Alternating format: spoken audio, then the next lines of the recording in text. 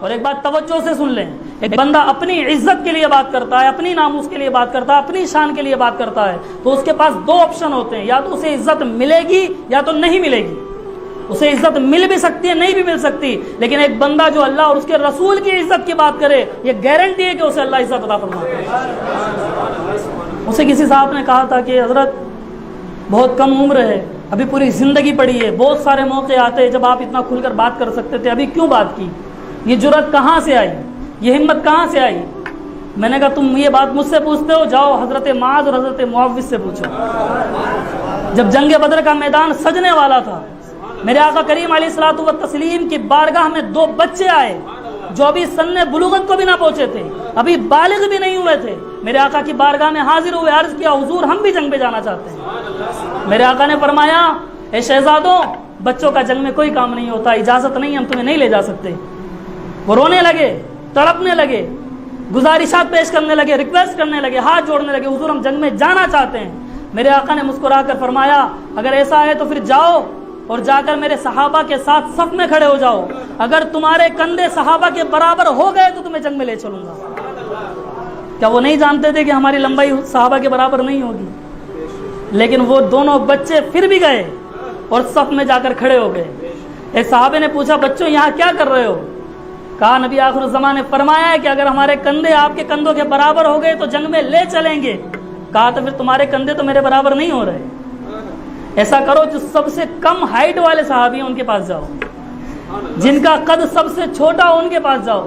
انہوں نے پورے مجمع پہ نظر دوڑائی، سب سے کم ہائٹ والے، سب سے کم قد والے جو صحابی نظر آئے ان کے پاس جا کر کھڑے ہوئے، لیکن ابھی بھی کندھا ملتا نہیں تھا۔ ایک صحابی نے دوسرے صحابی سے کہا کہ ایسا کرو بھائی کوئی پتھر اٹھا لاؤ۔ وہ دونوں، انہوں نے کہا ایک سے نہیں اٹھے گا، چلو ہم دونوں چلتے ہیں۔ ابھی ننھے صحابی ہیں، دونوں جاتے ہیں ایک پتھر کو اٹھا کر لاتے ہیں، پتھر نہیں اٹھ رہا، لیکن اسلام کا جذبہ اتنا ہے کہ جنگ میں شریک ہونا ہے۔ پتھر اٹھا کر لائے اور صحابی کے پاس رکھا اور دونوں اس پہ کھڑے ہوئے، جب کھڑے ہوئے تو کندھے برابر ہو گئے۔ میرے آقا یہ سارا منظر دیکھ رہے تھے، اور صحابہ، مجھے یقین ہے اس وقت صحابہ یہی کہتے ہوں گے، زبان حال سے یہی بات نکلتی ہوگی کہ دیکھو میرے نبی کی شان، دیکھو میرے نبی کی شان، بچہ ہے۔ وہ دونوں صحابی جنگ میں شریک ہوئے۔ اب جنگ بدر کا میدان سج چکا ہے، صحابہ فوج صفے لگا کر کھڑے ہوئے ہیں، مکمل تلواریں نہیں ہیں، مکمل ہتھیار نہیں ہیں، بے سر و سامانی کا عالم۔ دونوں صحابی آس پاس کھڑے ہوئے ہیں، ننھے صحابی ہیں، چھوٹی چھوٹی تلواریں ہیں، ایک بڑے صحابی، بزرگ صحابی آگے کھڑے ہوئے ہیں۔ ایک بچے نے کندھے پر ہاتھ رکھ کے کہا چچا۔ وہ متوجہ ہوئے، پوچھا کیا ہوا بیٹا، کیا کہنا چاہتے ہو؟ کہا مجھے بتاؤ ابو جہل کون ہے، مجھے بتاؤ ابو جہل کون ہے۔ ابھی انہوں نے، ان بزرگ صحابی نے جواب نہیں دیا تھا، دوسرے صحابی نے کندھے پر ہاتھ رکھا، چچا۔ وہ متوجہ ہوئے، بیٹے کیا ہوا؟ کہا مجھے بھی بتاؤ ابو جہل کون ہے۔ وہ صحابی دونوں کی طرف متوجہ ہوئے اور پوچھا بتاؤ ابو جہل کے بارے میں کیوں پوچھ رہے ہو؟ کہا ہم نے سنا ہے ہمارے نبی کو گالی دیتا ہے، جو نبی کو گالی دے اسے زمین پر رہنے کا کوئی حق نہیں، اس کو اس زمین پر رہنے کا، اللہ اور اس کے رسول کی زمین پر رہنے کا، یہاں کھانے کا، پینے کا، جینے کا، سانس لینے کا کوئی حق نہیں ہے۔ آج ہم دونوں اسی ارادے سے آئے ہیں کہ یا تو ہم جائیں گے یا تو ابو جہل جائے گا۔ ان صحابی رسول نے فرمایا کہ جاؤ دیکھو وہ سامنے جو صفوں کو سیدھا کر رہا ہے نا، وہ سینے چوڑے سینے والا، وہ لمبے قد کاٹی والا ہے، وہی ابو جہل ہے۔ جیسے ہی سنا، میدان جنگ میں، میدان کارزار میں چھلانگ لگا دی، دونوں صحابی دوڑتے ہوئے گئے، مختلف زخم کھائے، حتیٰ کہ ایک صحابی کا تو ہاتھ بھی کٹ گیا۔ جب وہ ہاتھ آڑے آیا تو اپنے پیر کے نیچے دبایا اور اس ہاتھ کو تن سے جدا کر دیا، اور پھر ابو جہل کا سر تن سے جدا کیا، اور ہاتھ میں اس سر کو لے کر کے نبی آخر الزمان علیہ الصلوۃ والتسلیم کی بارگاہ میں آئے اور عرض کیا حضور دیکھیں ہم نے اپنا وعدہ نبھایا ہے، ہم ابو جہل کا سر لے کر آئے۔ حضرات گرامی قدر، ہم سے پوچھتے ہو جرأت کہاں سے آئی؟ جاؤ پوچھو معاذ اور معوذ سے۔ تم سمجھتے ہو ہماری ماؤں نے ہمیں صرف دودھ پلایا ہے؟ صرف دودھ نہیں پلایا، جرأت بھی پلائی ہے، بہادری بھی پلائی ہے۔ ہمارے دلوں میں عشق مصطفیٰ اتارا ہے ہماری ماؤں نے، اور یاد رکھو جب تک عشق مصطفیٰ ہمارے سینوں میں ہے، ہمارا خوف ان کمینوں میں ہے۔ حضرات گرامی قدر، تم سمجھتے تھے ہمیں ڈرا دو گے؟ تم نے ہمارے نوجوان بچوں کو جیلوں میں بند کیا اور وہاں لے جا کر ان پر لاٹھیاں برسائی، انہیں ان کے ہاتھ توڑے، پیر توڑے، اور پھر ویڈیو بھی بنایا، اسے وائرل بھی کیا۔ کیا سمجھتے تھے ہمیں ڈرا دو گے؟ ہمیں خوفزدہ کر دو گے. تم چاہتے تھے ہم خوفزدہ ہو کر بیٹھ جائیں گے, لیکن ذرا دیکھو ان چہروں کو, ان نوجوانوں کے جوش اور جذبے کو دیکھو. تم ڈرانا چاہتے تھے, ہم ڈرے نہیں بلکہ اور ہمت والے ہو گئے. ہم نے دیکھا کہ وہ بچے, جو نوجوان ہمارے بچے مار کھا رہے تھے, لیکن جب وہاں سے نکلے تو فخر کے ساتھ بول رہے تھے کہ ہم نے جو بھی زخم برداشت کیے ہیں وہ اللہ اور اس کے رسول کے لیے برداشت کیے. تم نے سہیل اور مدثر کے سینوں پر گولیاں ماری, ان کے سروں پر گولیاں ماری. تم سمجھتے تھے کہ انہیں مار دیں گے تو ہم یہ ڈر جائیں گے اور پھر ڈر کر واپس نہ آئیں گے, رسول اعظم کی شان میں دوبارہ نہیں بولیں گے, ان کے خلاف بولنے والوں کے خلاف کھڑے نہیں ہوں گے. لیکن ذرا جا کر سنو اس ماں کا بیان. جب اس ماں نے بیان دیا تو میرے ذہن میں تاریخ کے پنے پلٹے, اور وہ وقت ذہن میں آیا کہ جب جنگ احد کے مقام پر میرے آقا کریم علیہ الصلوۃ والتسلیم کے دندان مبارک پر حملہ ہوا اور آپ کا دانت کا کچھ حصہ ٹوٹ گیا, آپ زخمی بھی ہوئے. پورے مدینہ طیبہ کے اندر یہ خبر پھیلا دی گئی کہ آقا شہید ہو گئے ہیں. جب یہ خبر پھیلی تو مدینے کے گھر سے ایک ایک بندہ نکلا, اور باہر نکل کر پورے شہر میں مایوسی کا عالم تھا. لوگوں کی آنکھوں میں اشک تھے, لوگ تڑپ رہے تھے. میرے آقا شہید ہو گئے. انہی میں ایک خاتون بھی تھی جو احد کے میدان کی طرف دوڑ رہی تھی. جب وہ دوڑتے دوڑتے آگے پہنچی تو اس نے دیکھا ایک غازی میدان جنگ سے واپس آ رہے ہیں. جب اس میدان جنگ سے آنے والے غازی کو دیکھا, ان کے قریب گئی اور کہا, مجھے بتاؤ کیا میرے آقا صحیح و سالم ہیں یا نہیں؟ میرے آقا کو کوئی زخم تو نہیں آیا؟ میں نے سنا ہے آقا کو شہید کر دیا گیا. اس نے کہا, بہن تو فلاں کی بیٹی لگتی ہے, تو سن, تیرے والد اس دنیا سے رخصت ہو گئے ہیں, وہ میدان جنگ میں شہید ہو گئے ہیں. اس خاتون نے کہا, انا للہ و انا الیہ راجعون, لیکن کوئی مسئلہ نہیں ہے, تم بتاؤ میرے آقا کا معاملہ کیا ہے, میرے آقا کا معاملہ کیا ہے. وہ تھوڑے آگے بڑھی, پھر اسے ایک صحابی ملے, ان سے پوچھا کہ بتاؤ حضور کا معاملہ کیا ہے. تو اس نے کہا کہ تو فلاں کی بہن لگتی ہے, بس میں تجھے بتاتا ہوں, تیرا بھائی اس دنیا سے رخصت ہوا, نبی آخر الزماں اور دین خدا بندی کے اوپر اس نے اپنی جان کو قربان کر دیا ہے. اس نے پھر انا للہ و انا الیہ راجعون پڑھا, اور پھر پوچھا, بتاؤ میرے آقا کا معاملہ کیا ہے, انہیں زخم تو نہیں آیا, انہیں تکلیف تو نہیں پہنچی؟ اس نے کہا کہ وہ صحیح و سالم ہے, لیکن دل کو تشفی نہ آئی. وہ دوڑ کر پھر آگے بڑھی, پھر ایک اور صحابی ملے, ان سے بھی پوچھا کہ بتاؤ میرے آقا کے معاملہ کیا ہے, میں نے سنا ہے انہیں شہید کر دیا گیا, آنکھوں میں اشک ہے, دل ٹوٹا ہوا ہے, غم زدہ سی آواز ہے. پھر پوچھا, بتاؤ میرے آقا کا کیا معاملہ ہوا؟ انہوں نے کہا کہ تو فلاں کی ماں لگتی ہے, تیرا بیٹا جنگ کے اندر شہید ہو گیا ہے. اس نے کہا, مجھے کوئی فرق نہیں پڑتا, میرا باپ جائے کوئی مسئلہ نہیں ہے, میرا بھائی جائے کوئی مسئلہ نہیں ہے, میرا بیٹا شہید ہو جائے کوئی مسئلہ نہیں ہے, کیونکہ مجھے تو فخر ہے اس بات پر کہ میرا خاندان جس ذات کے اوپر قربان ہوا ہے, کل بروز حشر وہ جنت میں لے کر جائیں گے.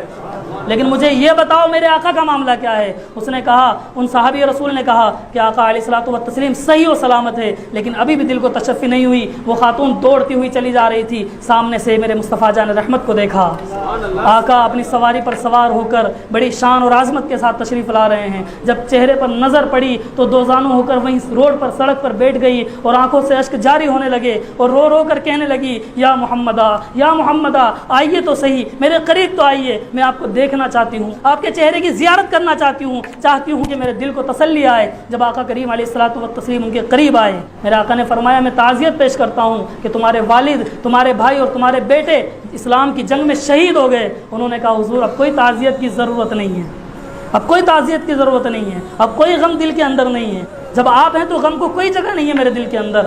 اور پھر معاملہ وہی ہوا کہ ان کے نثار کوئی کیسے ہی رنج میں ہو, ان کے نثار کوئی کیسے ہی رنج میں ہو, جب یاد آ گئے ہیں سب غم بلا دیے, ان کی مہک نے دل کے غنچے کھلا دیے, جس راہ چل دیے ہیں کوچے بسا دیے ہیں. اور وہ ماں بھی مجھے یاد آتی ہے کہ جو اپنے بچے کو لے کر میرے آقا کی بارگاہ میں پہنچی تھی. شیر خوار بچہ ہے, ابھی دودھ پیتا ہے, ابھی نہ چلنا جانتا ہے, نہ کھڑا ہونا جانتا ہے, نہ بولنا جانتا ہے. میرے آقا کی بارگاہ میں لے کر پہنچی, اور پہنچ کر عرض کرنے لگی, حضور اس بچے کو قبول فرما لیں, آپ جنگ میں جا رہے ہیں, اسے بھی لے جائیں. میری خاتون کہنے لگی, حضور میں چاہتی ہوں کہ آپ کے ساتھ جنگ میں شریک ہو, جس طور پر بھی آپ چاہیں اسے لے جائیں. میرے آقا نے فرمایا, بات تمہاری صحیح ہے, لیکن یہ میری پیاری صحابیہ, مجھے ذرا بتاؤ میں اس کو کیسے استعمال کروں گا, جنگ میں یہ میرے کیسے کام آئے گا. تو پھر اس عورت نے ایک تاریخ ساتھ جملہ کہا اور دنیا کی تمام ماؤں کو پیغام عطا فرمایا. وہ کہنے لگی کہ حضور جب آپ پر تیروں کی بارش ہو, جب چار جانب سے تیر برسنے لگے, تو میرے بیٹے کو ہاتھ میں لینا اور ڈھال کی طرح اٹھا دینا, سارے تیر یہ بچہ برداشت کرے گا, آپ پر ایک تیر بھی نہیں آنا چاہیے.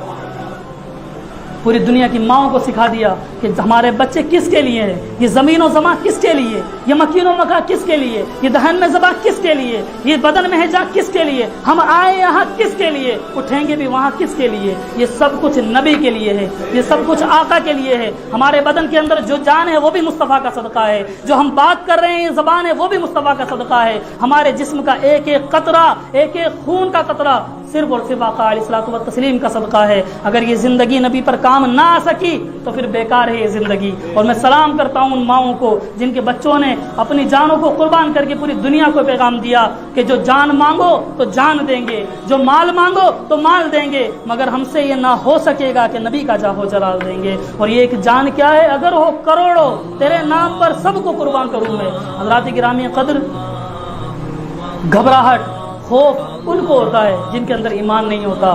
ہم تو ایمان والے لوگ ہیں، اس دنیا سے ہمیں سروکار ہی کیا، 60-70 سال کی زندگی، اس کے لیے اتنی جد و جہد۔ اور حضرت خالد بن ولید کا وہ قول بھی یاد کیجئے، آپ نے اپنے جھپے کو اتارا اور ساری دنیا کو بتایا کہ لوگوں دیکھو میرے جسم کا اگر کوئی حصہ تمہیں مل جائے جہاں زخم نہ لگا ہو، کہیں تیر کا زخم ملے گا، کہیں تلوار کا زخم ملے گا، کہیں نیزے کا زخم ملے گا، کہیں پر تمہیں میرا سینہ چھدا ہوا ملے گا، کہیں پر تمہیں میرے بازو کٹے ہوئے ملیں گے، لیکن یاد رکھو مجھے میدان کے اندر موت نہ آئی۔ اگر زخم موت دے سکتے، اگر جنگ جان لے سکتی تو پھر خالد بن ولید کی جان میدان جنگ میں جاتی، لیکن آج دیکھو میں بستر پر جا رہا ہوں۔ تو دنیا جان لے اس بات کو کہ جان دینے والا اور عزت دینے والا اور موت عطا کرنے والا صرف اور صرف رب ذوالجلال ہے۔ وہ جہاں چاہے گا وہاں زندگی عطا فرمائے گا، جہاں چاہے گا وہاں موت عطا فرمائے گا۔ تو زندگی موت سے ہمیں کوئی سروکار نہیں، کل آنی ہے، آج آ جائے، آج آنی ہے ابھی آ جائے، مرنا تو سب کو ہے، جانا سب کو ہے، لیکن بات یہ ہے کہ وہ جا کیسے رہا ہے۔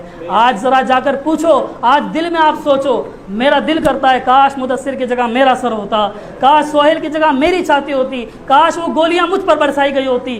جب میں نے ایک جملہ کہا تو رب نے اتنی عزت عطا فرمائی، تو ذرا سوچو جنہوں نے گولیاں کھائی انہیں کتنی عزت عطا فرمائی ہوگی۔